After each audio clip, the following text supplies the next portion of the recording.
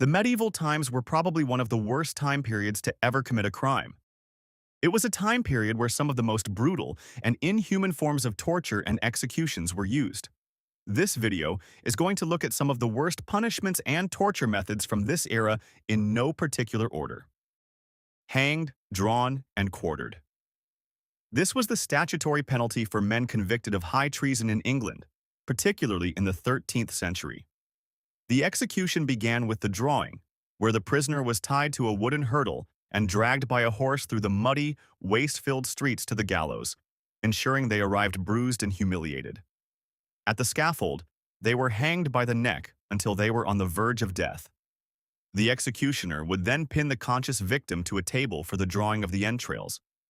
A sharp knife was used to slice open the abdomen, and the intestines were pulled out and cast into a nearby fire.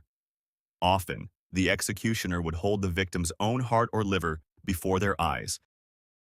Only once the heart stopped was the quartering performed, where the head was lopped off and the torso hacked into 4 pieces using a heavy cleaver. The breaking wheel.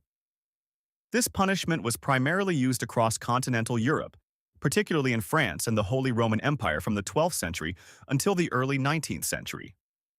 The process began with the prisoner tied to the ground, often spread-eagled across 2 sturdy beams of wood.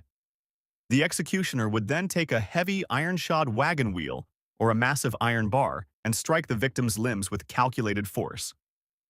The goal was not to kill, but to shatter the bones into small fragments while keeping the skin and muscle intact. Usually, the executioner delivered blows starting at the ankles and moving up to the thighs, then the wrists to the shoulders. Once the limbs were flexible, the broken arms and legs were threaded through the spokes of the wheel. The wheel was then hoisted horizontally onto a tall pivot pole. The victim was left facing the sky.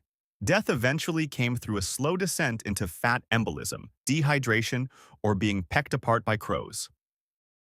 The scavenger's daughter. Invented in 16th century England during the reign of Henry VIII, this device was used almost exclusively within the Tower of London. This torture method required the prisoner to kneel on a stone floor. The executioner would bring out an A-shaped iron frame with a hinge at the top. The prisoner was forced to tuck their head between their knees in a hyper-compressed fetal position. A large screw mechanism or a lever system was used to slowly draw the 2 ends of the frame together. As the device tightened, the victim's own ribcage was crushed against their thighs.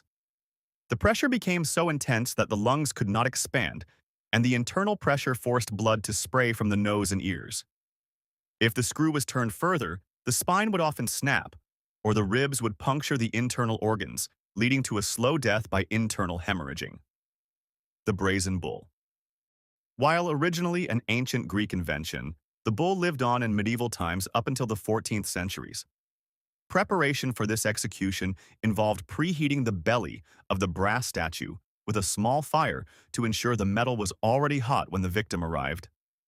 The prisoner was stripped and shoved through a small hatch in the side of the bull, which was then bolted shut from the outside. On the inside, the air would become superheated, searing the victim's lungs with every breath. The bull's head contained a series of complex winding copper tubes. As the victim thrashed and screamed in the oxygen-deprived furnace, their screams would be forced through these pipes. The crowd outside would also be able to hear the agonizing screams as the victim was burned alive. Flaying.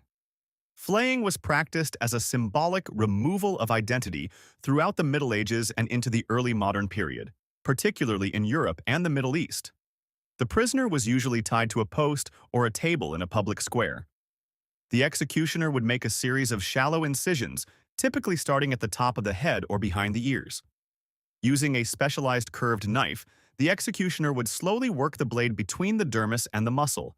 Great care was taken to avoid cutting major arteries, as the goal was to keep the victim conscious as they were systematically unwrapped. As the skin was removed, the raw nerves were exposed to the open air, causing waves of excruciating pain with even the slightest breeze. The victim would eventually die from a combination of massive fluid loss, shock, and the body's inability to maintain its core temperature. The Iron Maiden. Historically linked to 14th century Germany, this method was intended for social deviants, petty criminals, and those guilty of religious blasphemy. The prisoner was led to a vertical, sarcophagus-like cabinet. Inside were dozens of long, dull iron spikes. These spikes were specifically positioned not to pierce the heart or brain, but to sink into the eyes, the chest, the arms, and the legs. As the doors clicked shut, the spikes would penetrate the flesh, pinning the victim in place so they could not lean or shift their weight. Because the spikes plugged the very wounds they created, the victim would not bleed out quickly. Instead, they were left in total darkness, experiencing the slow buildup of infection and the agonizing cramps of being forced to stand perfectly still for days until they finally succumbed to dehydration or sepsis. Boiling to death. This punishment was legally recognized in 16th century England, France, and Germany. A massive cauldron was filled with water, oil, or molten lead and placed over a roaring fire. Depending on the intended level of cruelty, the executioner would use one of two methods. In the slow boil, the prisoner was placed into the cold liquid, and the fire was gradually built up. This allowed the heat to slowly penetrate the muscle tissue and cook the internal organs while the victim remained conscious. In the plunge method, the victim was tied to a chain and lowered into a preheated, bubbling vat. The shock of the boiling liquid would cause the skin to immediately blister and slough off in sheets. The victim would often thrash violently, but the executioner would use a long pole to keep them submerged until the thermal shock caused the heart to fail or the brain to shut down from the sheer intensity of the pain. Rat torture. This was a favored method during the Dutch Revolt in the late 16th century. The victim was stripped and bound securely to a wooden table, unable to move even an inch. A heavy metal or pottery container, filled with several large starved rats, was placed open side down directly onto the victim's bare stomach. The executioner would then place a pile of glowing red charcoal on top of the container. As the metal or clay began to heat up, the rats inside would become frantic, looking for any way to escape the rising temperature. Finding no exit through the hot metal, they would turn toward the only soft surface, the victim's flesh.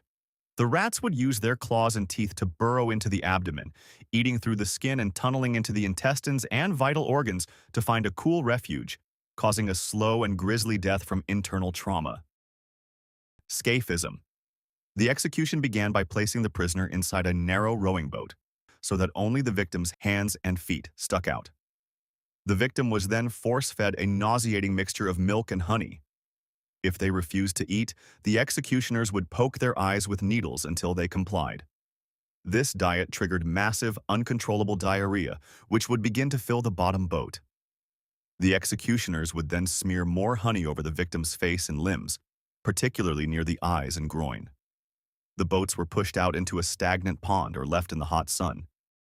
The sweetness and the waste would attract thousands of insects like wasps, flies, and beetles, which would lay eggs in the victim's flesh and slowly eat them from the outside in, while the parasites in the waste did the same from the inside.